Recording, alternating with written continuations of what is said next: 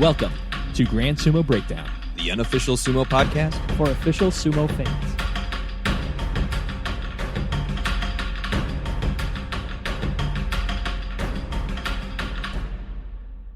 Welcome to Grand Sumo Breakdown. This is Ryan. This is Jake. This is Fleric. This is Mac. And this is our preview for the Natsu 2020 Basho. And I know what everybody might be thinking. There is no Natsu 2020 Basho. and you are absolutely correct.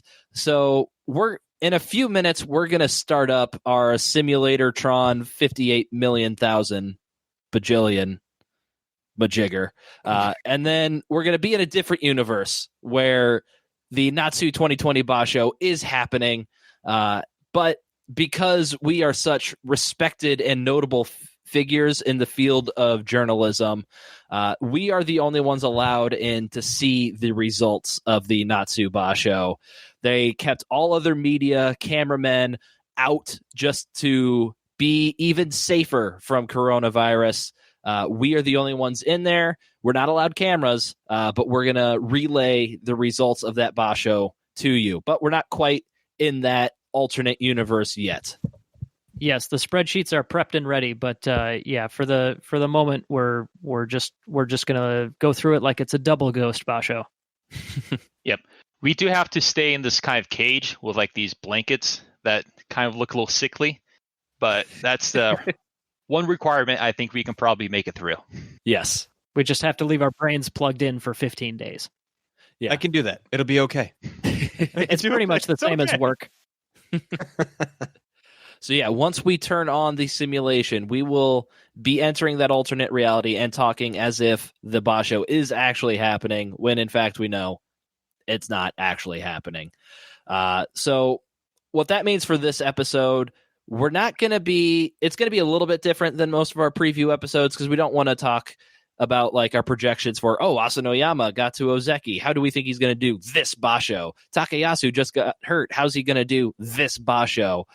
Because we're just going to have to do that again in July when they actually hold the next tournament. So we don't want to have you guys listen to the same exact podcast 2 times in a row. So we're just going to kind of use this as an opportunity to remind everybody of the storylines that we're seeing in sumo as of the Haru Basho and just how that's going to affect Rikishi going into the future in general, not get specific on Asanoyama 12 wins, Takakeisho is going to lose and not be Ozeki anymore, stuff like that. Speak for yourself, though. I wrote a lot of the formulas in there, so I know exactly how everything is going to come out. So I'm going to make some pretty solid predictions here. He shaved the right dice, so the right predictions come out. Now, I wanted to make the point that our simulation is based on how they did kind of last Basho in kind of the last couple years. So like the results of how they did is going to affect it. That's why we're going to be kind of doing a little recap. But like I said, we're going to go in that a whole lot more and when we have our next Basho. Yes, definitely.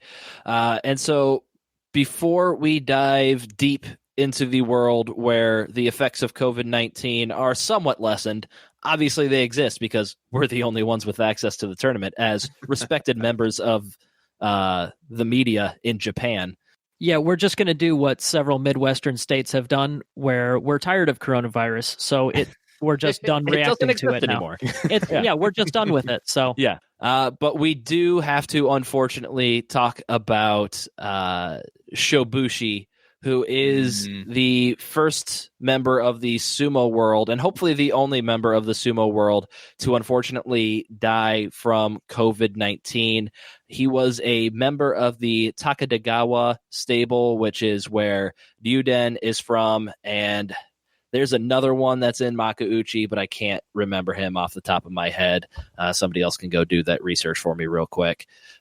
He is 28. He was 28 years old. He started sumo when he was 15 years old. So that means he was in the world of sumo for 13 years. He never made it beyond the Sandanme division, but he was a big part of the Shokiri routine, which is the comedy sumo routine that they do on the Jungyo tours to kind of explain the illegal moves in sumo wrestling. Kagayaki is the other guy you're thinking of. Kagayaki, thank you so much. Should have remembered that from the massive Takadagawa meat sale. Oh, God. Yeah, so it was confirmed that Shobushi was the first positive case of COVID-19 in sumo. When we heard that, hey, there's a Rikishi that's tested positive and is in the hospital, it was him. I believe that was early April, and he was moved to intensive care about a week or so later. It is that same Takadagawa stable where 6 other members, including the Oyakata, were confirmed to have the coronavirus, but they were all able to leave the hospital and have recovered from that. Shobushi, unfortunately, was not able to recover. And I believe what I saw is he's the youngest person in Japan to die from the coronavirus, as it's expected that coronavirus kind of affects those with diabetes a little bit more than it does other people. So just a very unfortunate thing to have happened to the world of sumo, to lose a member of its ranks like that. And so there is one more thing before we turn on the simulator Tron Majigger 5 billion jillion. The JSA is doing an antibody test on every member of the Japan Sumo Association over the course of about a month prior to the hopefully non-Nagoya Basho that happens in July. And so they're not testing if anybody currently has the virus. The antibody test will just test whether or not they have had the virus, I believe. Yeah, I'm sure they're still testing in select situations to see if somebody is currently sick with it. But antibody tests basically say, has your body already had an immune response to this in the past at some point? It'll be interesting to see what the results of that are. Hopefully it just sticks with the 7 or the 6 people that we know have had coronavirus and recovered from it. They're the only people we find out have had it, and it's not spread a whole lot throughout the Heias. Kind of doubt that, but hopefully that's the best case scenario there. So unless anybody has anything left to say in the real world, we will turn on the not so Basho simulator Tron Majigger 5 billion jillion. I believe it one of the spreadsheets that we programmed for this also simulated this so well that it actually created a theme song. Ooh. A simulation inside a simulation, if you will. Yeah, computers are magical. All right, so I will flip the switch in 3, 2, 1. What do you do when they can't make sumo? You get your friends together and you fake some sumo. Hey, hey, hey, hey, hey. It's the not so Basho. Not so Basho, yeah, yeah. Not so Basho. Not so Basho, yeah. Welcome to Grand Sumo Breakdown. This is Ryan. This is Jake. This is Fleric. And this is Mac. And this is our preview episode for the Not So Basho 2020. And we are so excited about this tournament that we got ourselves a brand new theme song, courtesy of Mr. J-Wags, who you may remember from the Shadow of Hakuho series. We had him on to talk about that. And we also had him on for the Asa Shoryu episode that we did a couple weeks back. So we are recording this episode on Monday, May 18th, 6 days before the Basho is slated to start on Sunday, the 24th. A little bit of a delay in there because of the coronavirus, but it's happening anyways, and we are there to cover all of it for you guys. Yeah, as the absolute top of the class in sumo journalism, they decided that GSB should be the ones on site. Taking notes, distributing the results, all that, just to, just bring a real air of class to the whole situation. Yep, exactly. No other cameras, media member will be allowed in there. It will literally just be us in the highest upper reaches of the stadium and the Rikishi and the Gyoji on the dohyo. That's it. The best of the nosebleeds. Exactly. Hey, that means more room to spread out the amazing meals. Just picture it that way. We have so much more room now. We can eat. We can put our feet up. It's going to be fantastic. That's true. Instead of all 4 of us stuffed into one box, we each get one side of the stadium. This is not going to be like Nagoya. With social distancing, this is going to be a very different sumo watching experience than our previous live Basho. Yes. And as Jake alluded to, because we are the only ones covering this tournament, we're going to be the ones tasked with giving you the information every day. So we will be given the Torikumi for every day's matchups. And so we will release that to you the night before the day's matches begins. And then in the morning, after we've had a chance to watch the matches and get them recorded, we will release the results of the matches. And we will do this every single day for all 15 days. We are also going to have the Tachi blog on like a video conference call. So we're going to hold up our phones towards the dojo so they can kind of see the action. We've sworn and we've signed some documents saying that nobody can release that footage from the phones except for Tachi so that they can provide the commentary for the preview and recap blog posts for every day of the tournament. After each day, we have to set fire our phones and computers. Just to Literal be sure that burn doesn't get out. phones. Yep, and our phones have to wear masks anytime we take them out in public. Oh, totally. Absolutely.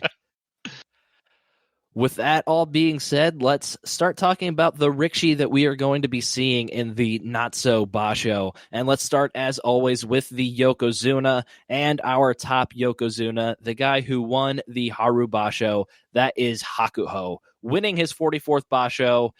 But he did have losses to Onosho and Shodai.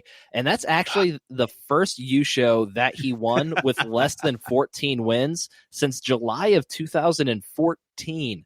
What a scrub. Yeah. Just the amount of disdain in Flaric's voice, right when you said Shodai, Ryan, I can already tell. This is going to be a long tournament. He best not bring his A game. That's all I ask. Is that you recognizing that Shodai's A game is enough to beat Yokozuna? Oh no, We broke him. You cornered him. Well played, Ryan. Well played. Can I just say no? You cannot say no. No, it's not. Just already say no. This is it was well Japan. played, There's like Ryan. SSSS plus. And there's A game. I'm just gonna. You know what? No. Let's just move on. Move on to someone else. There's someone else, right? Well, yeah, I mean, we're talking about Hakuho, so we'll get to Shodai later. So with the delay of the Olympics until 2021, all of a sudden Hakuho is like, no, I could stick around until 2021. What do you mean 2020 was going to be my last year? No. I totally said 2021. And he takes the rest of 2020 off. Would not be surprising. Well, in an alternate universe where they have to actually cancel tournaments, if things got that bad, then maybe that would give him renewed vigor and his career could last longer. But yeah, I don't know if the wear and tear is worth it to like keep him sharp, keeping him in good form as we're powering through the pandemic while still holding this Basho. Yeah. So what do we think about Hakuho, and how does his recent sumo kind of project into the future, into 2021? We've seen that he won the Yusho. It had 2 losses, but he was still obviously the best guy out there. But ever since he got that bicep tear early last year, it kind of seems like something's a little bit off with Hakuho. He hasn't completed back-to-back Yusho for a little while. Is Hakuho declining? Like, what form of Hakuho are we going to see by the time the Olympics of 2021 roll around? I think you're also failing to account for the Endo incident where he was thrown from the ring like a sack of potatoes. You think that Endo might have... or Hakuho was? Hakuho was. Oh, damn. Yeah. So what do you think that effect that has on Hakuho? Well, I think in that sense, it kind of showed. Now, I'm going to say this a little despairingly, because in the next tournament, he totally came back and whipped Endo's ass. But at that point, it was still a big red flag of going, hey, we can beat this guy. Now, of course, he shut everybody up in the next tournament, but still just the idea of, okay, the big man's starting to get weak. I don't know when it's going to be, but it's happening and it's coming eventually. Yeah, and as I pointed out, he won the Yusho, but it was his least impressive Yusho since 2014 with losses to the aforementioned Garbage Shodai and Onosho. I think this is kind of a silly debate here when he still won, just like he won the last one that he finished, and still 2 won. before that. Yeah. Basically, if he doesn't pull out, he just wins. So I don't think that the last time let's see, he got a June Yusho in mid 2019. And before that, the last time he finished a tournament without getting at least second place was mid 2018. So I think he's probably just kind of pacing himself, but I don't know. To me, it seems like, we can't really, unless we can go more than like 2 months or more than 4 months without Hakuho being the best in the entire world over the course of a 2-week tournament. It's really kind of hard for me to, say that we're witnessing anything that's different than, other times that he's had momentary struggles. So I don't know. I think you can compare it to his past sumo, which, albeit us four, we don't have that much experience with Hakuho necessarily in his prime because we didn't really care about sumo at that point in time. But I do think it's fair to say that he could be declining. Like I said, that bicep injury, a lot of people have been pointing out that he can't necessarily get his grip that used to be his go-to that he would always get no matter what. And he is winning, but just because he's Hakuho, he still has so much to drop before he gets to the next closest person to him. Exactly. Just because he's in decline doesn't mean he's still not the best out there.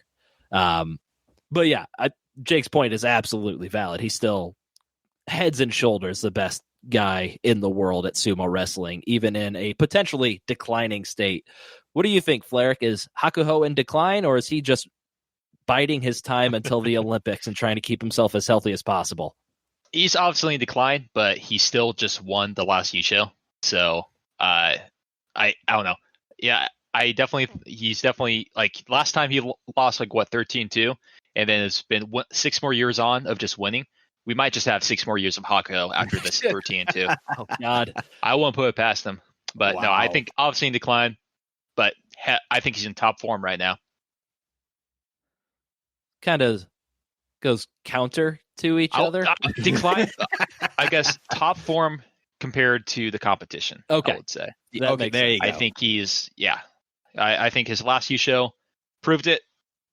I think he's pretty good right now, at least good enough to win the Yusho. All right, let's talk about who probably is the top competitor to take the Yusho from Hakuho, and that is his fellow Yokozuna Kakuryu. So the Haru Basho was the first one that he completed since Nagoya of 2019, which Kakuryu did win. He got the June Yusho in Haru, finishing second to Hakuho, and he had that match with Hakuho on the final day where whoever won that match would win the tournament. Obviously, that means Hakuho won that match. So with this one good performance out of 4 Basho, has he done enough to kind of stave off the talks of him needing to retire if he doesn't do well in the next tournament or two? Not from us. Yeah. I think if he doesn't do well in this very tournament, they should be out for his Yokozuna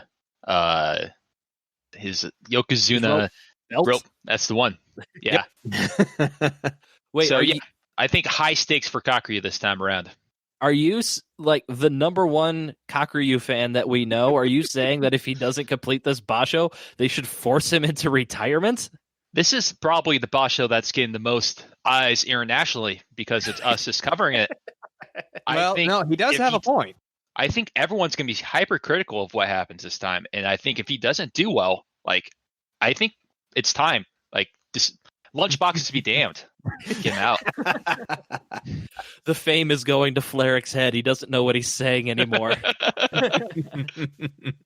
Yeah, Kakuryu is in a similar but obviously less so situation compared to Hakuho because he's got of the last tournaments that he's completed, he had a June Yusho. Before that, it was a Yusho. Before that, it was a June Yusho. He had 2 tournaments where he didn't get even second place, but before that was his back-to-back Yushos that the first time in his career that he got back-to-back Yushos. So yeah, it's another situation where health is really the only thing holding him back. So I don't know. I think that health is just as it often is with the Yokozuna. Health is really the only question. If he's healthy enough, he will compete and probably get at least second. Yeah, I think that if Kakaryu pulls out of this one and maybe the next one where he's completed only one Basho in a calendar year, then that might be getting to the point where you're like, okay, yeah, we need to see something from you, or it's like, okay, it's too late, buddy. We recommend that you retire. You just can't do this anymore. But you're not thinking that like this tournament is going to be his head on the chopping block. I think that 12-3 record bought him some time. I think this is business as usual for Kakaryu, though. I mean, not to downplay his role as a Yokozuna, but for the longest time, how many times did we on the show just say, come on, he's going to retire. They're going to force him to retire. They're going to do all these things, but he still hung on. So to me, I think this is business as usual with Kakaryu. You're not wrong. I think that back-to-back Yushos in 2018, I think since then it's felt like, okay, fine, you're legit, you're back on our good list, and I haven't really heard as much of the you have to retire threats or anything like that. The way that we did in 2017, quiet, but they were there before Haru. Yeah. Okay. Yeah.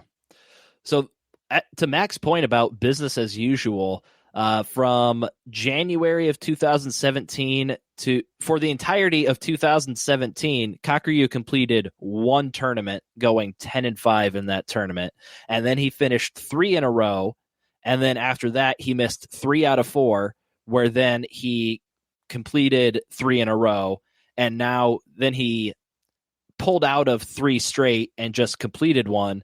So if that pattern kind of holds, you kind of expect him to miss the next Basho or 2.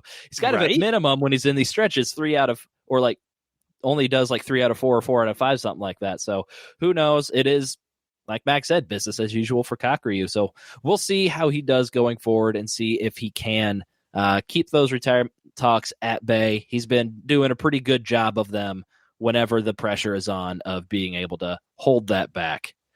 So let's move on to the Ozeki rank, and probably the guy that probably hasn't been the most impressive over the past year. I think you still got to give that to Hakuho, but definitely the most consistent at a high level, and that is Asanoyama, who secured his Ozeki promotion after an 11-4 record at the Haru Basho, finishing out a year where he had 5 out of 6 tournaments with a 10-win Basho. So what are our expectations for Asanoyama as an Ozeki? Is he going to be there for a long time? And if he's not there for a long time, is it because he got promoted or demoted, Flerick? If he's not going to be there a long time, whether he's going to be promoted or demoted? Yeah. Is he going to be a long-time Ozeki? Is he going to drop down to Sekiwake, or is he going to be promoted to Yokozuna? No, it's I think it's much more likely. He seems to be he's like he's definitely a lower tier than I think the current Yokozuna right now, but he's kind of has an upward trajectory going on him. I think he's going to stick around at the very least, but I think with the recent Yokozuna stepping aside in the next couple of years, he's definitely going to jump right up there. So I think he has a very long career ahead of him, and I think the window for Yokozuna is going to open up easily in those next years as people start to retire. I think the only thing that can really stand in his way is injury here. The competition that he's facing, even with some of the old guard that we are all expecting to be gone in a year or two, even with those guys there, he's still like tier 1A, just below Hakuho and Kakaryu over the last year. So yeah, to me, I think that a lot of it is going to depend, kind of like the time that he actually got the Yusho. A lot of it's going to depend on which of those two Yokozuna is around, if either. And I think their schedule is going to have a solid impact on whether he stays in Ozeki or or whether he gets the Yokozuna, barring injury again, of course. I think this is going to provide an excellent training opportunity for him with Hakuho being still available. Same with Kakuryu. I mean, any opportunity he has to go against the Yokozuna, he can see the level he needs to be at. And then looking below him, there aren't too many to challenge or at least to try and claim that before Asanoyama can get there. So I think we're looking at the next Yokozuna, maybe not in this, definitely not this year. I would say give it 2 to 3 years, let him refine him a little bit more, let him refine his skill, get a little better. I definitely think we're going to see a Yokozuna out of it. Yeah, he's on a very good hot streak, like you mentioned, of 10 wins. So I expect good things. I think he's definitely in the Yusho contention. And I think if the cards play right, I think he could give himself a Yusho to start that Yokozuna, the application, I guess. The run for Yokozuna? That's the one. His resume? We've talked about Ozeki runs for such a long time, but Yokozuna run has not really been one. Not since Kitsuno Sato. Not since Kitsuno Sato. Yeah, that's a side effect of, as we've tracked, no Ozeki winning a Yusho the entire time that we've had this podcast. We've never had an opportunity to talk about an Ozeki that could be promoted to Yokozuna. Ooh. Yeah, the guys that we've seen get promoted to Ozeki seem to have just like completely shot their wad like getting there. So like Tochinoshin and Takayasu were kind of like a little bit later in their careers, and then injury started taking their toll. And then Takakeisho, young, super promising, but he's got that very limited style of sumo. And then also, injuries. And so Takakeisho, let's talk about him real quick. He's had an up and down career as an Ozeki, and I would argue probably mostly down. After he was promoted to Ozeki, he had to pull out of that first Basho which made him Kadoban, and then he didn't compete in the next Basho at all, so he dropped his Ozeki rank. Now, he was able to get that back immediately. Can't remember if he went 12-3 or 11-4 in the next tournament, but he was able to secure that automatic promotion to Ozeki, and I think Jake just confirmed it was a 12-3 record. But after this past Basho, rumors that he had a nagging injury, we don't know for sure, but he did end up with a 7-8 record. So this is the second time he is Kadoban. What do we think of Takakeisho's potential to be a long-time Ozeki? I think we talked about it when he was promoted, where we thought he would go, and I think we leaned more towards the side of either long-time Ozeki or possible Yokozuna promotion. Has anybody kind of cooled off those expectations at this point as we are looking at Takakeisho, who could still be injured and faces demotion to Sekiwake? For me, I think the main thing here is that you brought up that Asanoyama was very consistent. You kind of knew what to expect out of him, and his results showed that. Takakeisho, even before like the last 2 or 3 Basho maybe where there have been injuries, he's always been much more volatile as far as the results that he produces. And I think a lot of that is a factor of the style of sumo that he uses. He can never really guarantee that if he's on his A game, he can beat certain guys, because certain guys may have the counters to Takakeisho's only plan. And that's always kind of felt like something that's limiting to him, because if somebody's got his number, it doesn't matter if he's on his A game or not, because he doesn't really have a strong backup. And I think that just as much as the injury history here, that is something that I think is going to hold him back. And I'm starting to lose faith that, even if he hangs on to Ozeki this time, I don't have a ton of faith that he'll stay there for a long time. And unlike Asanoyama, I would project him leaving the Ozeki rank in a downward trajectory. Yeah, I've kind of turned in that direction as well, I think. And I think it's mostly the injury concerns with him. We've already seen him, since he's been Ozeki, get injured twice, we assume. And he's only 22 years old at this point to be already kind of this injury. 23 years old, thank you, Flerick. To be already this injury prone at this young of an age. I mean, his body type isn't the ideal body type for a sumo wrestler. The bowling ball? Yeah. Hey, that low center of gravity will take you far, though. Yeah. When he's healthy, he is a threat to win the Yusho. We all know that because he's done it. But that's the question, when he's healthy. I think seeing somebody like Asanoyama, who he's 3 years older than Takakeisho, but he doesn't have that career or that he hasn't shown that he's one to get injured very often, if at all. And like Jake said, he's just been so much more, God, I can't think of words all of a sudden. What's the word when it means you do the same thing over and over again? Repetition? No. Consistent. That's the one. He's been so much more consistent over the past year. I think you kind of take a look at Asanoyama versus Takakeisho. I think you kind of throw your hat in the ring of Asanoyama as a guy who's going to be here longer and rise to the higher ranks. And I think a lot of that is Asanoyama's style of sumo, which is more diverse than Takakeisho's, and his history of not being injured. I've kind of soured on Takakeisho as a Yokozuna, but the guy's still only 23 years old. So this could be, 7 years from now, who knows what we're talking about with Takakeisho.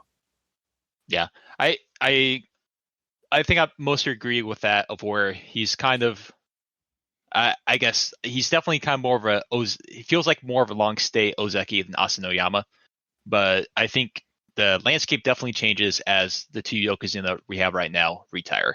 So it'll be interesting to kind of see how that goes, and also how he handles his injury. I would say for the most part, I think the way he's been handling, like managing it from, I think, decision point of view has been great. He got hurt. Like, he wasn't afraid to drop out of Basho's, even if it meant he's no longer an Ozeki, because that's a really hard thing to do. And even now, like, he seems hurt right now, but I think he's going to continue making some good decisions to come back. And like you said, young means usually you bounce back a little bit better. The other thing that he... Oh, go ahead. Yeah, go ahead. No. Yeah, I think to close it out is, I think, obviously, we all know his limitations, but I think I still on the camp of, like, he's still young, and I think the landscape of sumo is going to change a lot in the next couple of years. And so I'm still kind of on the hopeful side of Takakeisho to see how it goes. I think he's going to at least stick around Ozeki for a while.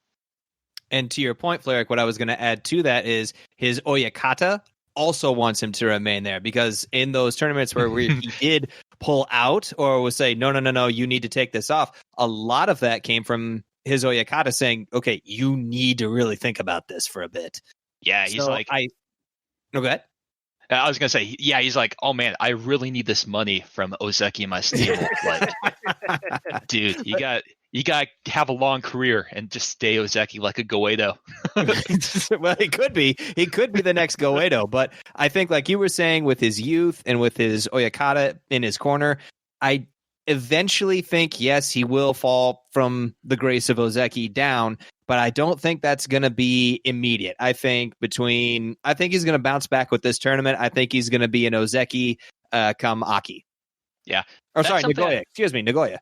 Yeah, that's something we never really gave Goedo credit for. Stick around Ozeki, getting that extra allowance for the Oyakata. He probably paid for like a couple gyms for like that Heya. Maybe like a Heya like limo. Do they do that? Ooh.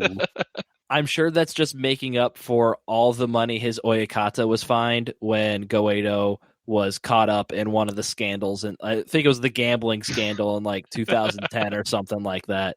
What rank was he at the time? Because I know I think it was a Megashira at that time. Yeah, there you go. That's not like an Ozeki. They definitely give punishments based on rank, because they're supposed to be a better example of the community. So I bet he paid that off like in the first couple of years of Ozeki. But not the shame is what you're trying to say, right? Oh yeah, I mean, there's always shame that goes along with walking around as Goedo. Yeah, what about the shame of disappointing Ryan of the famed Grand Sumo Breakdown podcast? The most prestigious of all podcasts that are covering a Basho, which is totally happening. Let's move on to the Sekiwake rank, where I'm sorry, Fleric, we have to bring him back up. Shodai is the top-ranked Sekiwake in this Basho. Think about this, Fleric. In this upcoming tournament, Shodai, top 5 Rikshi. How does that sit with you? In the world. In the world. Yeah. I knew it was coming. I hope that sigh of disdain came across on the audio. So just to I'm not happy. everybody up with how Shodai got here. He is on by far the best run of his career, coming off in 3 straight tournaments, a 13-2 record, an 11-4 record, and an 8-7 record. That last one came as he was a Sekiwake, so he was going up against the toughest competition, where he also beat Yusho winner Hakuho Fleric.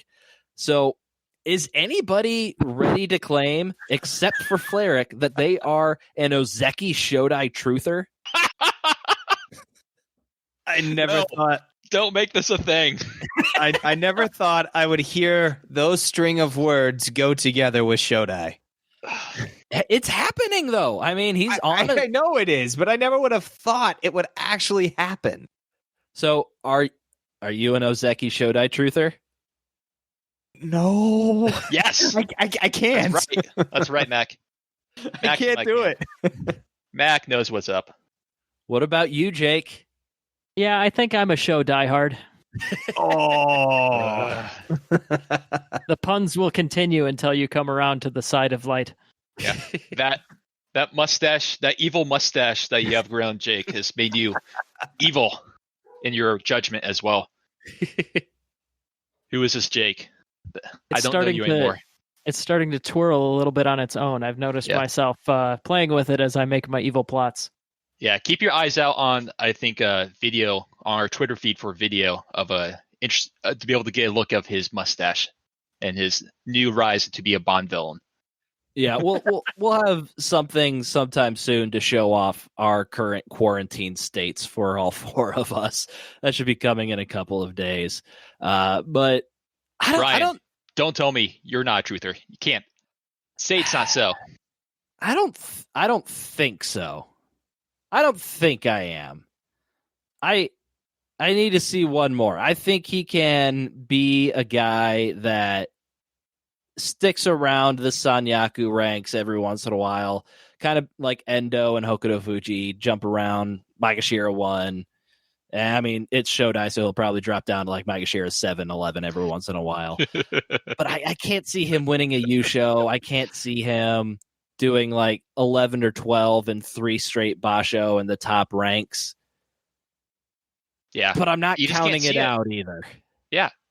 But most importantly, you can't see it. So. But I can see him doing well and posting double. He's not garbage, Eric. This was my dilemma too, Ryan. I'm like, I can't definitively say yes. I'm a show die hard, as Jake said, but his record doesn't lie. But I don't have any faith in him. I don't know. I think that he will probably get a Yusho in his career, the same way that like Mitakeyomi or Tamawashi kind of stuck one in there. I think that it's I'd say more likely than not, I think that he'll probably sneak one in there if we are seeing him turn a corner here in the last year, which it kind of looks like he has. I don't know if, it'll, the next couple Basho will be very illustrative of that, whether it was just a fluke or not, but he did have 2 pretty solid flukes in a row. And then this 8 and 7 that he had in the last Basho was against all the top guys. So like, he proved he was better than most of the guys there. And I don't know, that kind of thing. It's I don't know. To me, somebody that can do that has it would not shock me for them to sneak in a Basho when certain people were injured or underperforming or something like that. Yeah, but not this Basho, because we're gonna a pretty Genki strong Kakuho coming in. We have a Kakuryu, Jun Yusho, and we got Asanoyama, newly minted to be Ozeki, and this Takakeisho, who's kind of a little bit injured, but that's very top competition right there. It's not going to be this Basho. As Ryan scared away Goeido in Nagoya, Fleric will scare away Shodai at Natsu. Yeah, Shodai will be the one to pull out so he doesn't have to face his nemesis. Exactly. I'll be the one guy in the back of the bleachers with a megaphone going, boo, right before his match.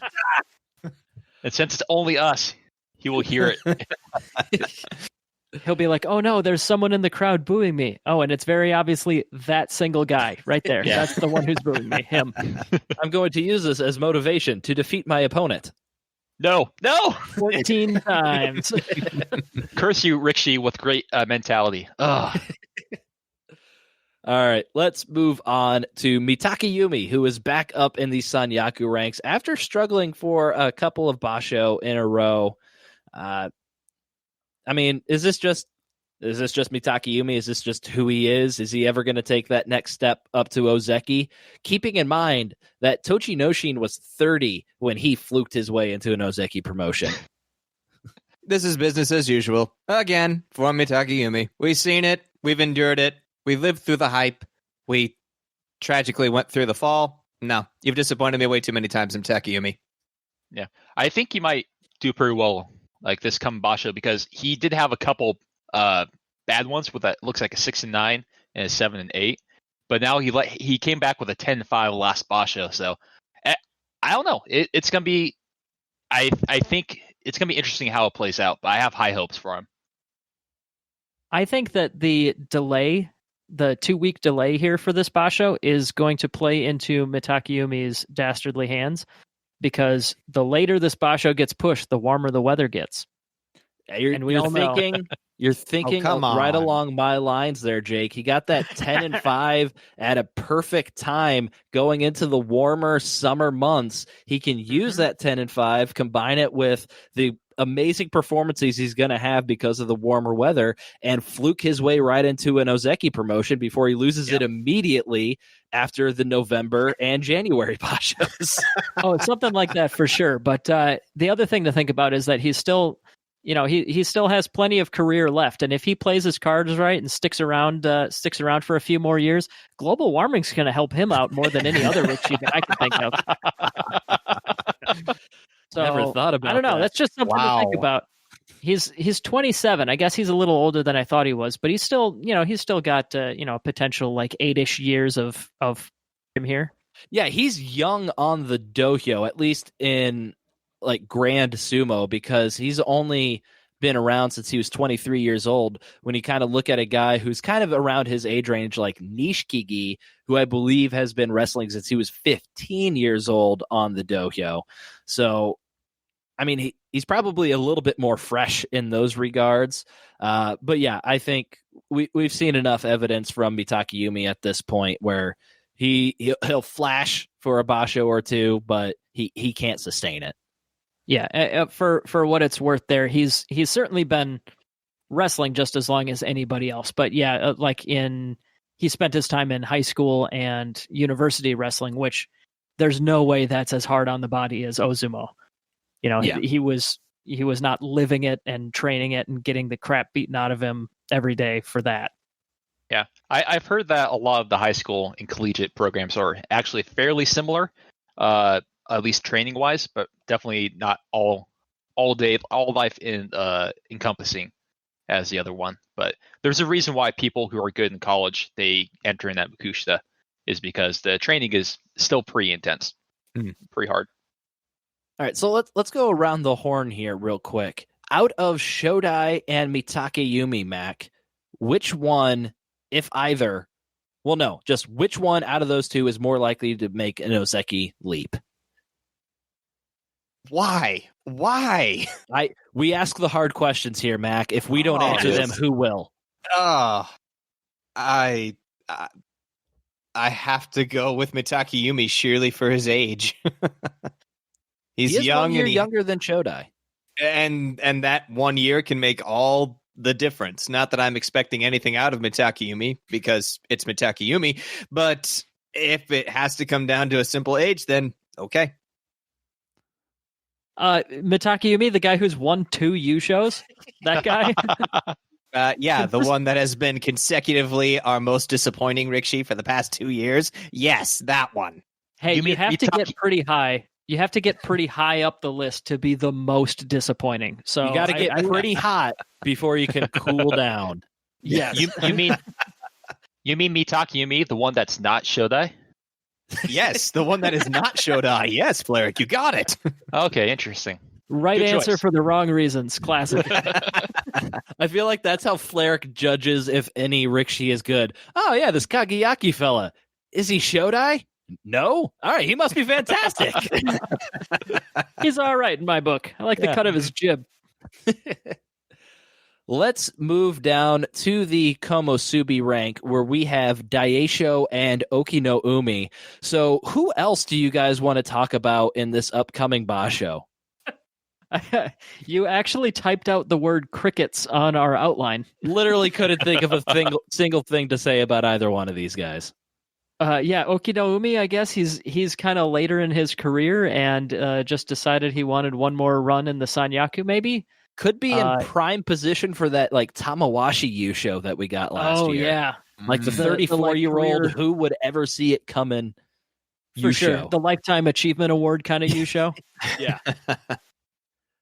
Yeah, I think Kiribayama was on a hot streak, I believe, before he kind of came up. Fleric just completely embracing moving on from Daisho and Okinoumi. So yes, Fleric, Kiribayama, go.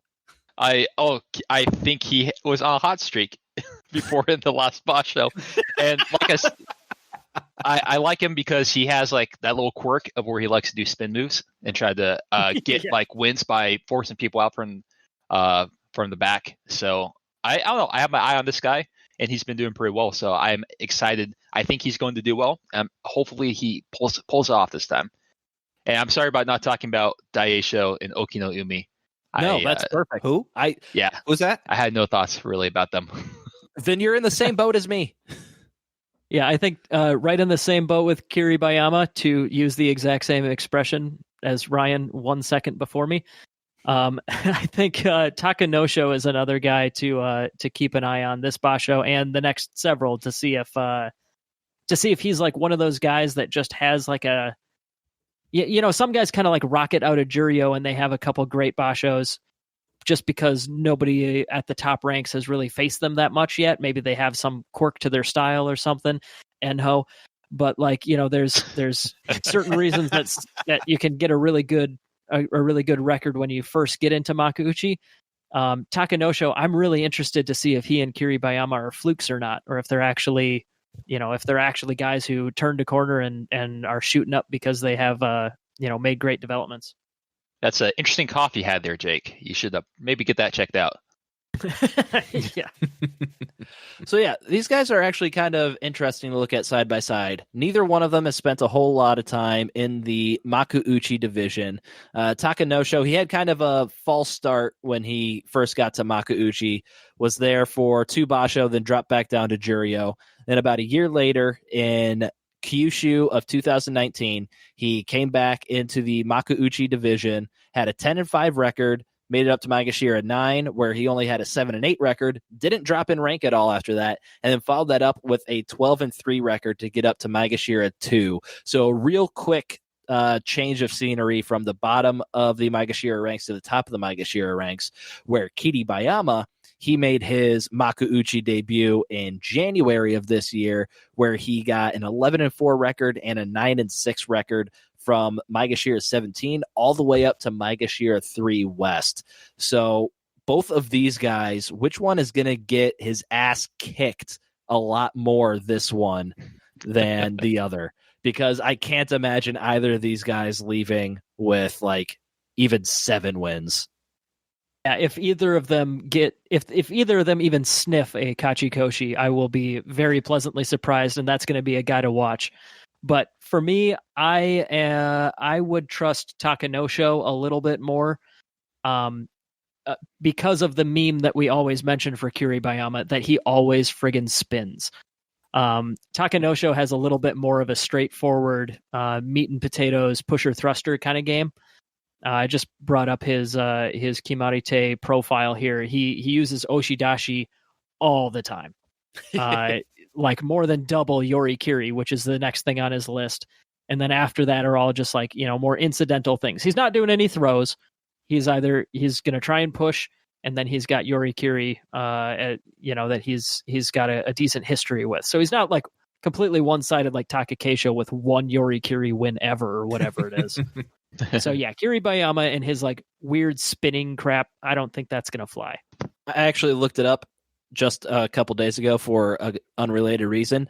4 Yorikiri wins and 1 Yori Taoshi for Takakeisho, and 0 Uwatenage in his entire career. A curiosity, can you pull up the Kimarite profile of Kiribayama? Because I got for some reason I feel like he's more of a Yotsu specialist. But Yes, I'm he wondering is. if that's the case. Yeah. So Yorikiri by far is his most, but then he's got some Oshidashi in there, but then all of a sudden it gets kind of funky. Yeah, because he has the interesting styles. Yeah, I think that plays to his advantage, though. What exactly? Elaborate. Well, just with all of his little spin move, I know it's not all that great, but I think that element of like, okay, is he going to do it now or later? And just having more, tricks that he can pull out of his bag, I think gives him the edge over Takanosho. I like it. He also has a Yokozuna in his stable now that he is kind of under the tutelage of in Kakuryu, who had to change stables after the death of his stable master, and the Izutsu stable was absorbed by the Michinoku stable, which Kiribayama is a member of. So I can only imagine that's going to be a great boon to Kiribayama. But Takanosho has Takakeisho that he can learn from, as they are both in the Chiga no Urua stable. What's he got? He's just a Ozeki. I don't know. Maybe I thought about this and then forgot about it, but that made me realize that they have 2 foreigners in that stable because Kiribayama is also Mongolian. Oh, yeah. So, and that's the same as Kasugano stable.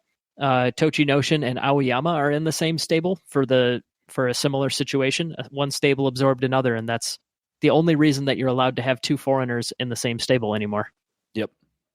That's a interesting thing to bring up, where it's kind of like 2. I don't want to exactly say disciples, but it's kind of exactly some, not even proteges, but people tangentially related. Because we have Takanosho, who's kind of like, you say, like a very big pushing, thrusting, but not nearly to the extent of Takakeisho. And then we have Kiribayama, who's now under the tutelage of Kakuryu and has kind of a very interesting Yotsu style, which is kind of similar to Kakuryu. So it's kind of like 2, like almost proteges. I'll be kind of curious to see how they continue on in their sumo careers. Takanosho is older than Takakeisho, though. Wait, what? True. He's 2 years older than Takakeisho. Oh. Oh, okay. There you go. So, Takanosho is giving the advice to Takakeisho, it sounds like. Here's what you do, man. Quite how it works. Yeah, okay. So, yeah, maybe them being rivals is not exactly what's probably going to happen, but it will be interesting to see how this plays out. Hey, we can like dream to- it into life, Larrick. Takanosho and Kiribayama are bitter rivals and always have been. That's what I've There heard you on go. the street. Everyone's Shodai is orchestrating everything from the shadows. Yes. Yes. Shodai. So But no, those yeah, they all might take a beating. I'll be curious to see how it plays out. So those are a couple of guys that are on the rise. Let's talk about a couple of mainstays that are on the decline, and actually more than a couple. We've got Takayasu, Tamawashi, Tochinoshin, Koto Shogiku. All of these guys are in their 30s, and all of them have been dropping down the ranks over the past few Basho. So I want to know, Jake, out of those 4, who has the most left in the tank? Takayasu, because he has my heart. All right, let's go to somebody a little less. It's a powerful tool. Somebody that's a little less biased. Flarick, out of those 4, who has the most left in the tank? You just say Flarick and not biased. Well, maybe not necessarily towards these 4, at least. Okay. Who has the most in the tank? I think actually I'm going to agree with Jake. I think Takayasu still has some more in the tank. In the sense where I think where he's at in the Banzuke is not where he would be. I don't think that's exactly where his skill represents. Maybe even with the injury, I think he might still kind of do pretty well from down here. So I think he definitely has some in the tank. How high that will take him with the new life, which is injured Takayasu, I'll be curious to see. Yeah, it'll be interesting to see how he recovers from that knee injury. It'd be nice to see him if he had like a Basho off to kind of let that recover and come back. Yeah. Unfortunately, that's not what we're going to see this time. Nope. But if that were to happen, that'd be nice for Takayasu. That'd definitely work in his favor. Yeah. For a serious answer, I think that Koto Shogaku has proven that he has been able to avoid catastrophic injury and just kind of chug along, do the old hug and chug and just keep collecting that salary for a little bit longer. Whereas Just the other slowly 7 and 8 your way down the Botsuke. yeah, I mean, if you get 7 and 8 every time, it'll take a while till you get down there. You're but still sliding, but it's not fast. Right, exactly. Whereas Tamawashi never had the same heights as the other three, so I don't think he's really starting from the same spot, even though he's declining with the rest of them. And so, Matt, conversely, out of those 4, who do you think we're going to see the least of in the upcoming year? Who's going to be dropping down to Juryo? Who's going to be retiring before we know it? I have to say Tochinoshin. I think the injuries have just piled up way too much, either with that bacterial infection that he was suffering from last year, everything going on with his thighs and his knees. He's a big man, and he relies on the power of his base and upper body for the majority of his sumo, and he's just not recovering. So, unfortunately, I think the sun is finally set on Tochinoshin. Yeah, I think I actually agree with all of you guys on both of those answers. I think as long as Takayasu can get healthy, he's the guy that is in the... I mean, we talked about it on the Bansuke episode, I think. He's never been ranked below Maegashira, like 12 or something like that. So this is his lowest rank ever in the Makuuchi division, and we clearly know that he's better than Maegashira 13. And Tochinoshin, ever since he's dropped from Ozeki, he hasn't been able to prove that no matter what rank he's at, he can't hang with that rank. So unfortunately, yeah, I think I kind of agree with both of you guys there. Yeah, and whether or not we're including injuries changes that conversation so much, because until we see Takayasu physically moving around on that leg that made such weird noises last Basho. Did you have to bring that back up? Of course I did, because it replays every time I close my eyes. But yeah, whether or not we're taking that injury into account and the severity of it, which I don't know, there hasn't been a whole lot of like training news to like really tell us too much about it. But I don't know, it could be completely catastrophic, or he could, make his way right back up to the top of the list here. Even with our pristine and respected media credentials, even we are not allowed into the Heiyas to see how the training is going for this Basho. Yes. They're being very secretive this time around. Weird. Let's move on to another pair of guys that find themselves in the zone of death, and that's Yutakayama and Onosho. So unlike Kiribayama and Takanosho, these guys have been around for a little bit. They both made it up to this rank before and dropped down to Juryo after reaching this rank, but now they're both back there again. First off, just quick straw poll. Jake, who do you like more, Onosho or Yutakayama? Personally, or think is better? Personally, just your favorite. I kind of like Onosho just because I'm a huge fan of the narrative of his rivalry with Takakeisho, and also because he had that really, really good streak when he first got to the top division. I'd say I like Onosho more, but that's mainly because he stands out more than Yutakayama does to me. What about you, Mac? Are you a Yutakayama or Onosho guy? I'm a Yutakayama fan. I think I got my fill of the Onosho Takakeisho rivalry when Takakeisho definitely distinguished himself. So I got to go with Yutakayama on this. I like his sumo. I like what he's done, and I think he's fun to watch. How about you, Flair? Yutakayama's kind of been quietly good. Like he has quietly some really good streaks where he looks really good, and then unfortunately he has like a couple streaks where he goes bad. But like when he looks good, he seems really solid. But I think I'm kind of in the same boat as Jake of where I like to latch on to good storylines in sumo. And Onosho Takakeisho is just too good to pass up. Like, granted, it hasn't been too exciting lately, but there's potential, dang it. There's Aji, as they say, in the game of Go. There's potential for it to become great, and we have to keep that alive.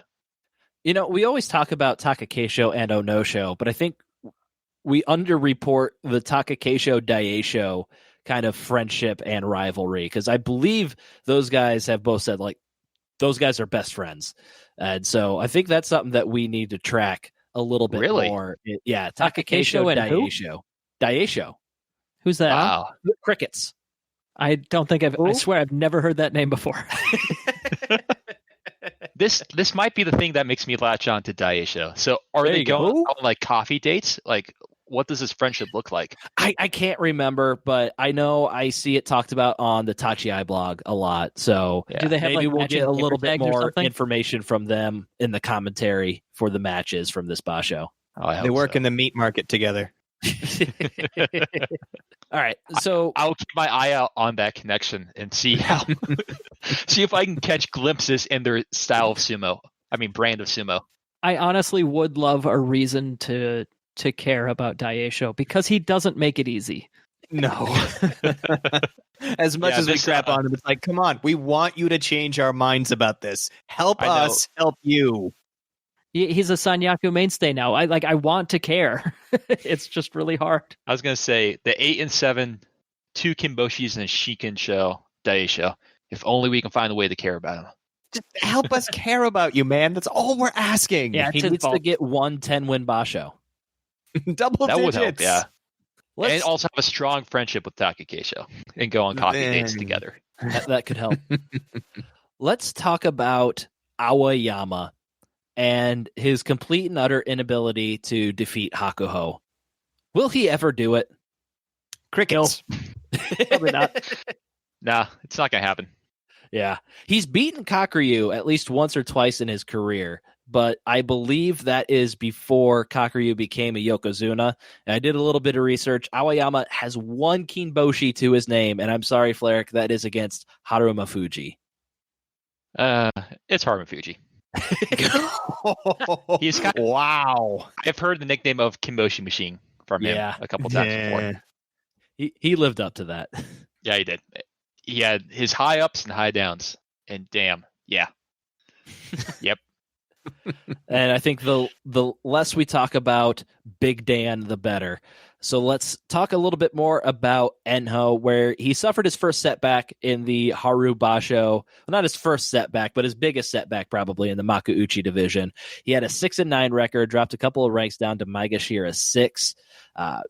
Actually, our friend Mr. J-Wags, his second reference on this episode, had an episode of his YouTube series called The Dohyo, where he talked about Enho and reasonable expectations for our young Pixie Master. Just because a lot of people are coming in, it's like, oh, this guy's the greatest. He's going to be Yokozuna, no time, whatever. But he kind of brought you back down to reality that Enho is a very tiny man with very little ability to probably hang tough at the top ranks for a long time. So, Mac, where do you think Enho will kind of plateau in the Makuuchi? Where is Enho's safe space in the top division? His safe space, at least to me, is definitely a mid-rank Makuuchi. I would say anything below M5 to about maybe M10. I would say in that area, that's kind of where I can see his skill gap at. It's right to the level of where guys coming up from Juryo, maybe they get that over promotion, depending on where Enho is. Enho can pull enough tricks and outmaneuver him, no problem. But as he gets higher, they've already figured out what he can and can't do. They figured out the sumo against him, so solid mid-ranker. And nobody has him figured out better than Takayama. That's right. What's their head-to-head? Oh, I don't know. Let me look that up real quick. I just know that Takayama knows how to fight Enho head on. Yeah, it's 3-0. Yeah. Yeah. I think you have a very good. I think I entirely agree with your take, Mac. This kind of slightly jumps up to the joy, kind of jumps down to the joy, and I think he's going to impress us until he's going to overperform with what he has, and I think it's going to be great. But I think there are definitely limitations on it. Mm. Yeah, there's nothing wrong with that either, because you got your Sadanomis, your Shohozans, guys that definitely do not belong in the Joy, but can make a solid career out of staying in the top division for ages. Takara Fuji comes to mind with that too.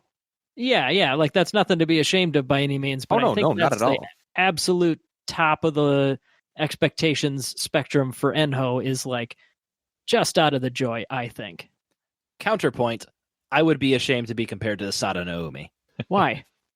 I mean, it's like Daisho, but on steroids. The steroids help. What do you have against Satonome? I don't think it's Yeah. the steroids. I think it's just Daisho plus about 10 years. Yeah. All right, let's talk about random Rikshi that I don't have any points prepared for. But Jake, why don't you wax poetic about Kaisei? I don't know. Talking about Kaisei and waxing reminds me of that time that we wrote an erotic short story that featured Kaisei. Sorry. You okay there, Mac? Oh no, He's doing his best Kaisei impression after a match. I'm sorry. I'm sorry, Kaisei. Yeah, I don't know. funny. He's definitely one that's always fun to watch just because he's like, goofy and funny. But like, Why wouldn't you watch him?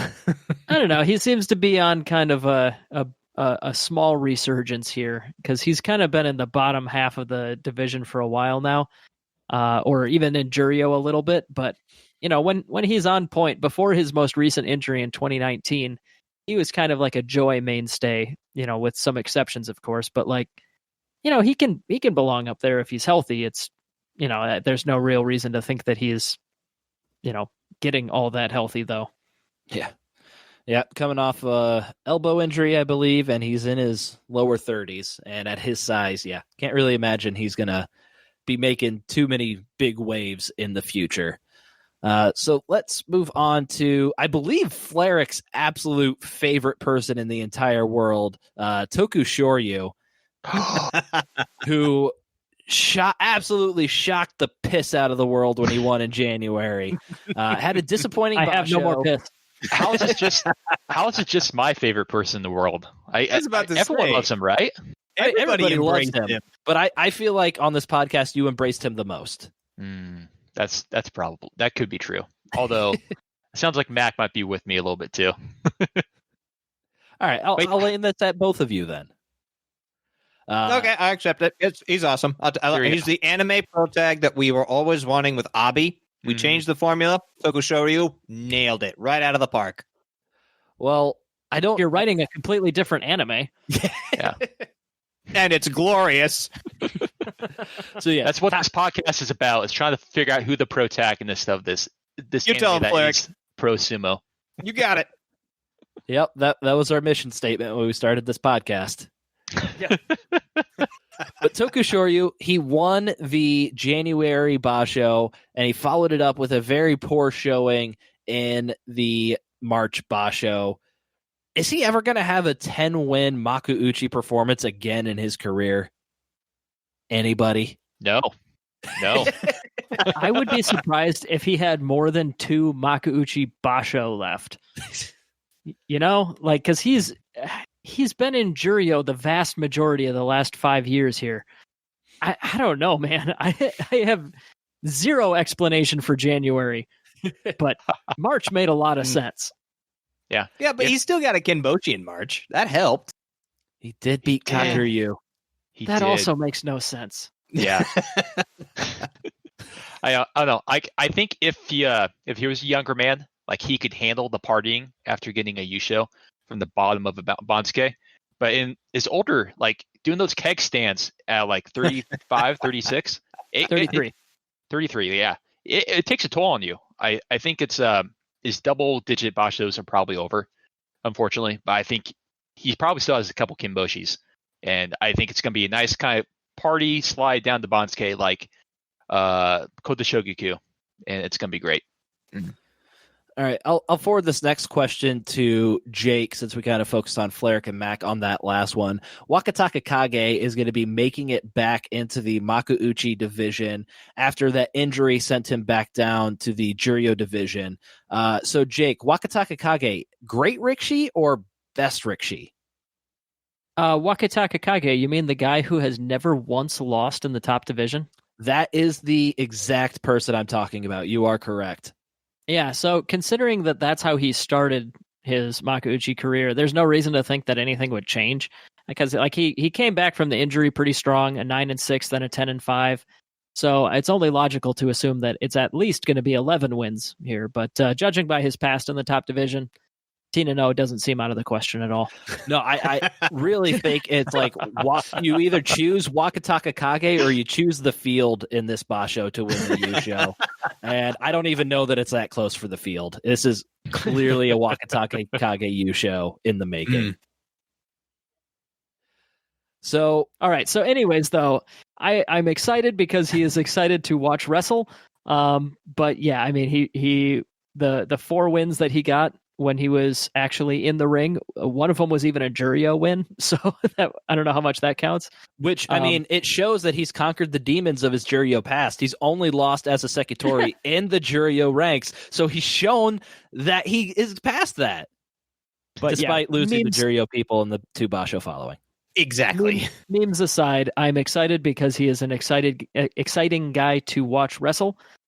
And I'm hoping that he could be, one of the next fun Juryo surprises that kind of comes out of nowhere and does really well. Okay, I always try to do these one-word challenges, and either Fleric or Jake always messes it up. So, you never said that was supposed to be one word. Oh, you mean this next one? Okay. Usually I'm the one that starts the rules on these. Usually I'm manipulating things. Yeah, if I put down like a one-word challenge, Mac, I got to give you props. You stick to that one word, and I'm damn proud of you for it. It's the other guys that mess it up every time. We just don't like Ryan bossing us around. I'm proud of it. All right, so we're going to start with Mac, who's probably going to mess it up on purpose this time. What, really? So Terano Fuji has finally made it back into the Makuuchi division for the first time since 2018, since January of 2018, I believe. He is a former Ozeki and Yusho winner, but his health is in question. We know that he had a lot going on when he fell all the way down to, I believe it was Jonidan. But he's been pretty strong on his way back. In one word or less, will Terano Fuji make it back into the Sanyaku ranks? Keeping in mind, he is only 28 years old. Yes. Fleric. Bottom power. Yes. Bottom power. Yes. Strong. He had it. Use more than one word. Have them make sense in context with each other. You didn't say it had to make sense. Terano Fuji Do strong. hyphenated words count? Fine. Hyphenated counts, Jake. I think he will reach the Sanyaku ranks again, yes. I hate you so much. Is there anybody else that we haven't covered that any of you guys want to talk about? We talked about quite a few people on this preview, but is there anybody else you want to touch on, Jake? Big ups to the Sadogatake stable. Sorry, I don't say that one very often. That's all of the Kotos. Yes, all of them. All like 6 of them in the bottom, in the double-digit Maegashira ranks. 5. 5 of them. They're basically a gigantic party of the same stable down there, and that's really weird. It's going to make it kind of difficult for the matchmakers, I'm sure, to try and dance around all the guys that can't face each other because they're in the same stable. But yeah, that stable master, definitely a proud time for him. Yeah, it's time for the rise of the Koto, and Koto law firm to rival the Chio, and Chio law firm. Yeah, there's only the 2 Chios now, aren't there? It is. Yeah. So we go down to the Juryo side of things and talk about our favorite person down there, which is Hoshoryu, at his career high rank of Juryo 6. I don't really think there's anybody else in Juryo we really care about right now too much, is there? There's another Waka on his way Where's my up. boy Ryuko at? He is at Makushita 5. I thought he was going to get that promotion. So Yeah. a good Basho will get him up to the Juryo ranks. We should note that, once again, we are a highly prestigious and valued member of the media in Japan. Even that, we are only allowed to provide commentary and watch the matches for the Makuuchi division. So unfortunately, we will not be able to provide any results for anything Juryo and below. Our media credentials are only getting us so far. It's for Rikishi safety. It really is. I commend them for it. My energy is going to Ryuko. You can do it. You can do it. Get back to Juryo. Yeah, if one of the Juryo guys comes up for a match, based on injuries and whatnot, you may see a glimpse of the guys at the top there, like Meisei Chiyoshima. But yeah, we really will not be able to provide anything beyond those match results. Yep. So let's move on to a little bit of unfortunate news as the former Rikishi Tsuru no Fuji has passed away. He was the brother of Izutsu Oyakata, who passed away last year. We actually mentioned the former stable master of Kakuryu, and he is the brother of Shikoroyama Oyakata, the former Teirao, who I believe Jake and Flerick got to see briefly at our time in Nagoya last year. Is that correct? Yeah, he was tearing tickets at the entrance. Yeah. That's so cool. Another unfortunate death in the world of sumo, and Teirao is now the last remaining of those three brothers. Very unfortunate news for their family. And on that sad note, we will go into a quick break before we come back with a little bit more upbeat stuff where we do our predictions and some other fun things. Not so Basho, yeah! Thanks for tuning in to Fantasy Sports Weekly. My name is Fizzy Buttercup, and I'm joined by my co-host, Taekwondo. Yo, yo, yo, my fantasy homies. So with most real sports being canceled due to the coronavirus, there aren't a lot of opportunities for fantasy sports. But dog, did we find a good one for you this week. And how? With some deep research, we found out that a strange group of Midwestern podcasting nerds are simulating their own sports out of pure spite and loneliness. You said it, Fizzy Buttercup. They are indeed pathetic. These nerds are simulating a sumo wrestling tournament, and they are running a fantasy contest amongst themselves based on their own fantasy simulation. A double fantasy, if you will, bro. Indeed. Iowa's Grand Sumo Breakdown podcast managed to spend actual man-hours of work on mimicking an event that almost no other Americans were going to watch anyway. I'd hardly even call them entertainers, Fizzy Buttercup. And we here at Fantasy Sports Weekly are going to run a fantasy contest based on their fantasy contest. A triple fantasy, if you will, my homies. That's right, Taekwondo. Our weekly fantasy contest for all our viewers is to pick which of the GSB hosts is going to do their best in the upcoming Fantasy contest. Will it be Ryan, Jake, Flerick, or Mac? Tweet your picks to us after listening to their assuredly terrible preview podcast, and based on the results via our usual rules, we will supply the winner with a brand new $29 iTunes gift card. Dog, that's like a whole song. That's right, Taekwondo. It's quite the prize. Tweet your picks for this fantasy competition to @GSumoBreakdown or submit by phone at 805-613-7866. That's 805-613-SUMO. And don't forget to ring that bell, smash that subscribe button, subvert the patriarchy, and follow us on Instagram. Not so Basho, yeah! Welcome back. And Jake, why don't you give us a quick update on the GSB Belt? Well, unfortunately, as we've been mentioning, the coverage access that we're getting, it does not extend to the lower divisions. So Ura at Makushita 19 East is just going to have to hang on to the GSB Belt for now. The belt is moving its way up the ranks just as quickly as we were hoping it could. But yeah, we're just going to have to find out after the Basho what happened to it. For now, we're kind of stuck. Ura gets to keep it for another full Basho. What a guy. We'll see. We'll see how all the lower divisions pan out. Yeah. We'll see who ends up with it in the end. It might be interesting because if there's nobody to cover it, it's almost kind of like if a tree falls in the woods and nobody's around, doesn't make a sound. So they might just keep the rankings the same for the lower divisions, kind of like nothing happened, just because nobody knows what happened, even though it's totally happening. Right. They would probably do the same as if they had actually canceled the Basho, which heaven forbid, I hope they never have to do. No, don't even think about it like that. Mm-hmm. With that being said, we have to make our predictions for the upcoming Not So Basho. Once again, we've kind of changed this recently where we're only predicting a champ, one person who we think is going to do phenomenal in this upcoming tournament, and a chump, somebody that we think is going to do a little bit less than phenomenal. So I believe the order of how this will go, because I forgot to look this up ahead of time, is I lost the last one, so I'm going to be picking first for the champ. I know Flerick won, so he will be picking last for the champ. I don't Mac remember did better than me. All right, so it'll be Ryan, Jake, Mac, and then Flerick. All right, so this is Do I take Hakuho? And I'm not even going to give myself the chance to talk myself out of it. Yes, I take Hakuho. Dang it. We almost got a chance. I'm not Takayasuing myself like I did last time.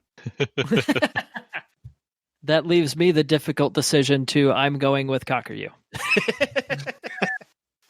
Solid. There. Yeah, especially considering that like nobody's pulled out of this Basho yet or had any announced training injuries or anything like that. You know, Yep.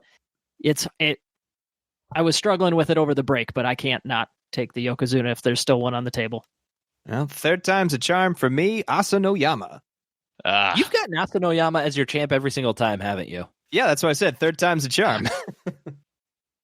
All right, Flair. He just stays right in the middle. Able Right? to He's those awesome. Good ones. Hey, pick Shodai. He's on a hot streak. Yeah. Ooh. No. Literal top 5 Rikishi in the world Shodai. Yeah, that one. No, I'm gonna put my faith into Mitakayumi. I'm gonna go mostly chalk and pretend that Shodai doesn't exist, along with Takakeisho. All right, so none of us really had faith in the like Maegashira 1 through 4 kind of people to kind of do a surprising performance, maybe grab a couple special prizes and extra points. Because the only person that can get like extra points for a special prize is Fleric with Mitakayumi. So a strong Mitakayumi Basho could do very well for him. You guys are all silly fools for picking those Yokozuna and Ozeki. Out of Asanoyama gets the Yusho. That's a fair point. Mhm. So, Fleric, you get the first choice for the chump. The first choice. Who to go with? Is he going to do it? What do you mean I'm going to go do it? He can do it. You gonna He take gonna do Shodai? it? Yeah, No. I'm going to. I I'm dare going. you. No. I firmly believe that he is hot garbage. But Are you scared, Fleric? you're trying to Are you goad me into picking scared? Shodai. Literal top 5 Well, in the world. obviously. As long as you don't call me a coward, I'm going to say Kodayuki. No! I'm going to look at the Bansuke. Bomb the Bansuke. Kodayuki. Let's go. Damn it. I was like that close to calling him a coward. He would have been forced to. Damn. The decision's Almost been had locked him. in. This one's probably going to bite me in the butt, but I'm going to go with Takanosho. I'm going to stick to my guns. Yeah, that's Interesting. Who I wanted. I like it. It's a very strange gun to stick to. A very poor performing gun. Yes, I pick you. Yeah. So I'm leaning towards. I mean, since we brought it up earlier, Aoyama has a terrible record against the guys up at the top. You know what? It didn't really work for me last time, but maybe it will this time. I'm going to go Kagayaki. He's in the Joy, and he is not someone I think is good. I think this guy has a chance to be good later, but I don't think it's going to be this time. I'm going to go with Kiri Bayama. Although he will skip out on one match against the Yokozuna because he won't be able to face Kakuryu.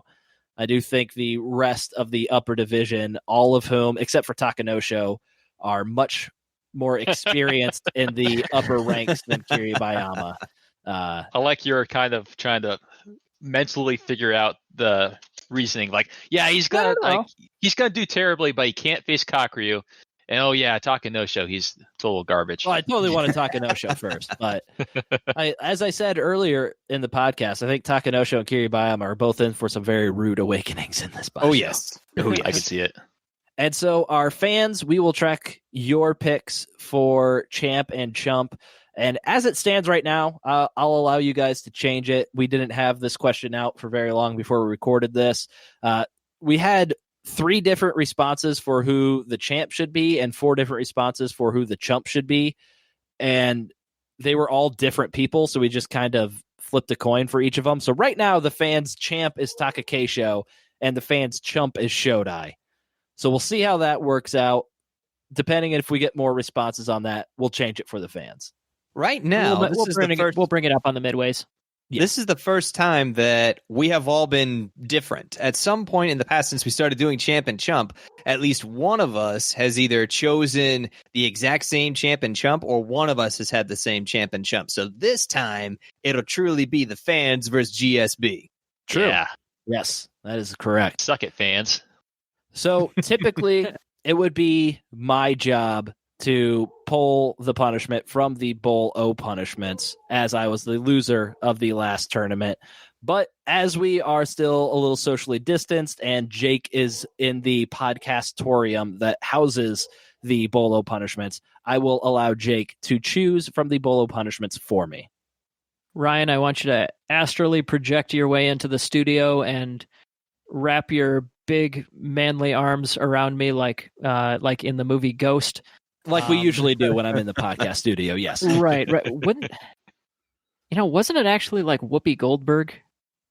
Yes. Like being In Sister possessed Act? by Patrick Swayze? Yeah. Oh. So, anywho, the punishment is sumo knock-knock jokes. Okay. All right. We had this No. once, and Mac lost, and somehow Mac managed to turn that one around. I was going to say, this seems more painful for the winners. Yeah. We were subjected to an onslaught unlike any I have ever seen when Mac won this one. But You yeah, enjoyed I don't know. every minute of that punishment, and you know it. I don't know that I do did know not. that. Oh, I think you do. Knock, knock. You are straight up wrong, Mac.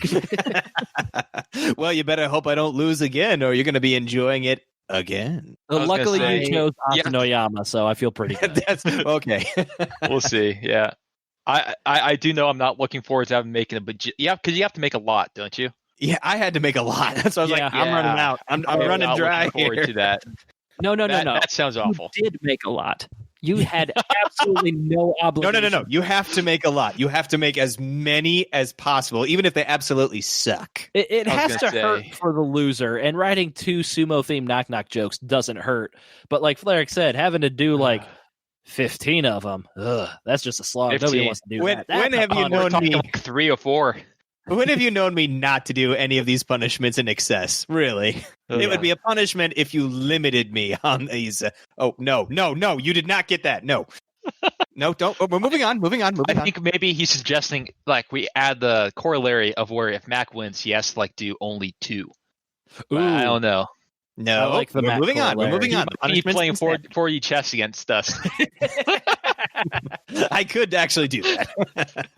Yeah, so let's move on. Let's talk about our schedule for recording because we are the only ones that have access to the results and Tachi blog as well. We are going to be giving just one more extra episode in the midway than we typically do. So instead of after like day 7 or 8, we typically do our midway episode. We're going to do one midway episode after day 5, kind of just give our commentary on the results, what has happened there. And then we're going to give another midway episode after day 10 and just kind of update the Yusho race through day 10, kind of what to look out for in the final 5 days. And then we will do our typical recap episode at the end of the Not So Basho. But before we do that, as we do at the end of every preview, what about sumo gives you the most happiness, Jake? I think one thing that I've noticed, especially in this last Basho and all the circumstances that have kind of surrounded it, I think I've realized that part of what I like about sumo is kind of like the hipsterness of it, where it's like something that is, yeah, there's an awesome community out there, but like still like ours, you know, it's like a community that's small enough that you feel like, you know, you're a big part of it. And, you know, it's small enough that, you know, as if somebody asks you about sumo, they legitimately have no idea, you know, most people that you talk to, it's something that like, you kind of get that, I definitely get that kind of like rush of like, I know a whole bunch about something that not a lot of people know about. Yeah, I have some sad news, Jake. We're unfortunately making a podcast that is bringing information to more people to make that community bigger. And soon it's going to be mainstream. Oh, no. And there's no longer going to be hipster. Oh, no. Well, but if I'm the one doing the editing, maybe I can just delete the whole thing. Just delete all the episode. Yeah, To if you put out blank episodes, I would have no idea. A coworker brought up Biamba to me the other day, and it was like, Oh. wait, you know who that is? Like, oh yeah, I follow sumo. I'm like, oh wow, really cool. Wow. So it is spreading, Jake. Your hipster ways are starting to die. Yeah. We'll have to take you back out to pasture, as you know, as soon as the thing that brings you happiness is no longer here.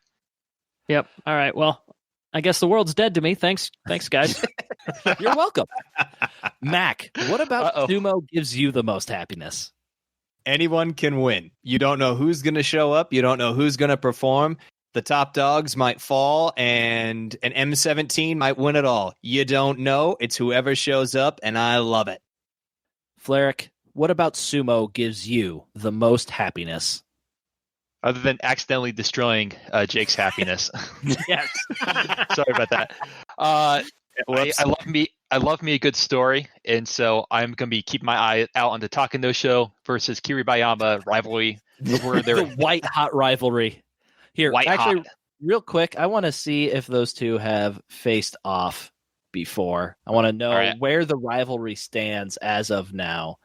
So let me pull some stuff up real quick as I vamp. So they have faced off 5 times in their career, and right now it looks like it is dominated by Takanosho, leading 4-1 over Kiribayama in that absolute white hot rivalry. Very white hot. Luckily, this is the beginning of a rivalry. Like even Haku, who is it? Tochinoshin even had 22 losses before he won his 23rd time. Let it not be said you could not beat me 23 times, which he did. The ability to create crazy storylines from the sumo matches is my absolute favorite part of it.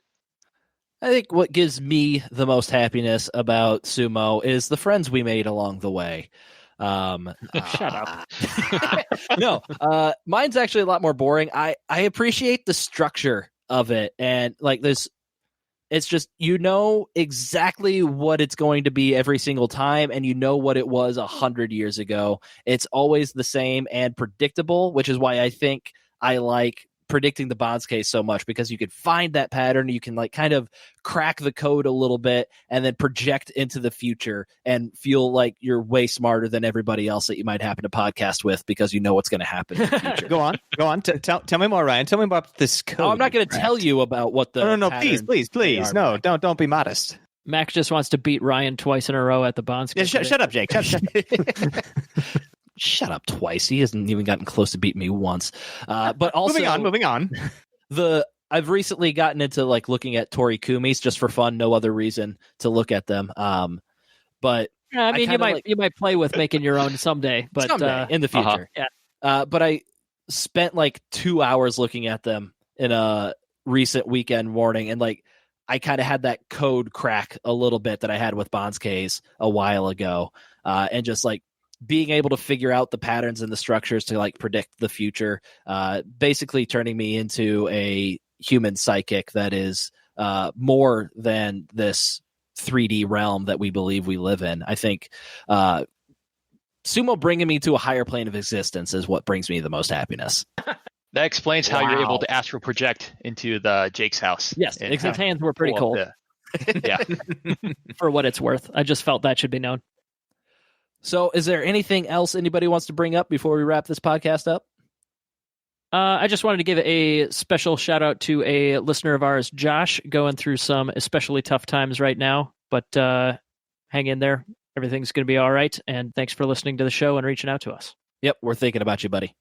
Mm-hmm. So with that being said, the tournament is going to be starting, as we said, on Sunday, May 24th. We will be providing results every single day until the Basho is complete on Sunday, June 7th. And if you like this podcast, you can leave us a 5-star review on Apple Podcasts or your favorite podcast listening service. You can find us on social media on Twitter, Facebook, Instagram, Grand Sumo Breakdown. In addition to Twitter, you can find results on our blog, grandsumobreakdown.wordpress.com. If you have any questions, comments, or corrections, drop us a line at grandsumobreakdown@gmail.com or give us a call at 805-613-7866. That's 805-613-SUMO. And if nobody answers, it's because we're watching sumo. Damn straight. Don't forget to check out the Tachi blog for daily recaps and previews of all the matches that we are talking about. check out our recent interview that we had with Ed Suchevsky of the USSF. It was a fantastic interview that we had with him. And yeah, so I definitely recommend checking that out. It was probably one more informative and fun interviews we had in a while. If you have any interest at all in amateur sumo, that's a fantastic interview to listen to. And since we are in Japan covering this Basho live and in person, and our field correspondent B, who's usually doing that for us, he's not going to be able to do that because he's associated with us, but he's not of us. He doesn't quite get the credentials that we do to go in and see it live. Sadly. Yeah, we don't have the budget for 5 either. Yeah. He's not taking that news too well.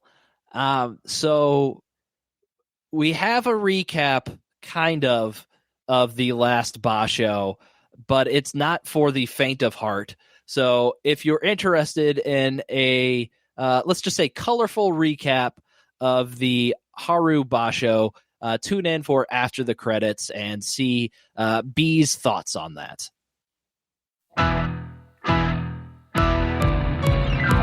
What do you do when they can't make sumo? You get your friends together and you fake some sumo. Hey, hey, hey, hey, hey. It's the not so basho. Not so basho, basho, yeah, yeah. Not so basho. Not so basho, yeah.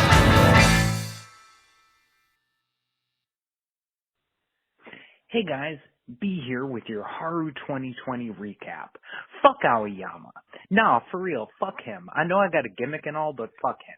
No Hinkaku having motherfucker with his bullshit Akebono impression. You'd think if he was going to take such a concerted effort to imitate one of the greatest Rikishi of all time, he could maybe find a way to imitate a winning record more than twice in a row as well. 33 years old and this motherfucker, he's not even a has-been, he's a never was. I'm not sure what backwoods farm town he rolled out of in Yugoslavia or Bosnia or whatever Lego brick socialist buffer pad country he managed to escape from, but being the fattest sumo wrestler doesn't give you carte fucking blanche to act like you're the best. He looks and acts like we have to constantly defend the sport against. Oh no, it's not just fat guys pushing each other in the face. Oh wait, no, not him. He doesn't count. Speaking of not counting, by the way, how about we not count the fact that this minor league shit, he does this like once a year and then gets all Pikachu meme when he gets over promoted and then slacked back down to the AAA where he belongs. If Big Dan thinks he's got big balls to big league Hakuho in the crouch every other tournament, he could take a big old step back to the M12s where he fucking belongs. Can't wait to see his broken ass in 2 years doing circus tricks on a fucking tarp in Texas with some KFC Colonel motherfucker wearing rubber gloves. Or fuck, maybe he could join the Harlem Globetrotters or WWE if he doesn't do American sumo. Since all three pretend they're real sports anyone gives a shit about anyway. And let's hope him and Kaga fucking Yaki get fitted with the same Wonder Bra eventually, because I have to watch one more Ghost Basho feeling like I need to close the blinds of my fucking apartment lest someone call the cops on me for watching lewd material in public view. I'm gonna freak. Anyway, that's my quarantine recap for the last sports any of us will get to fucking watch till like August or some shit. In the meantime, I'll be playing my own special game of What's Gonna Kill Me First, the shelter-in-place secret police, or these it's just the flu, chew sneezing in my fucking mouth crowd. See you whenever the fuck. Memento mori, guys.